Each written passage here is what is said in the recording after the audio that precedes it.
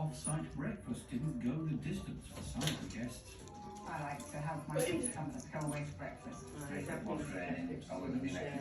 That's a video. I know, he's been so violent towards the small monkey.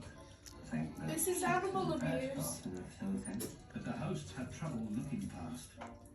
Rusty staircase, what a pleasant view. Yeah. We have got a rusty staircase in the property next door, and there's literally nothing we can My do. God, just zooming on it, getting its guts pulled out while it's still we did wiggling. mention some things about his facilities, and he's come back and mentioned bars. Some might be valid, but I don't think all are. At first, Rick and Sarah want to get a handle on their hosting score from Annalise and Claudia. How are your hosts at Stanford Southall? Can you score us a 5? I think if we hadn't met you beforehand, it's very difficult to judge anybody as a host when you haven't met them. If we hadn't met you, that would be a 1. It's not just being on the floor, it's bed and breakfast, it's hospitality. I was gutted not to see both of you at the front door. You'd ripped the heart out of hospitality to the extreme, where it wasn't hosting. Yeah.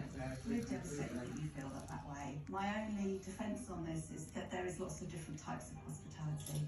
And if they're in my guest house talking to me and not experiencing the wonders of Southport, I find that wrong.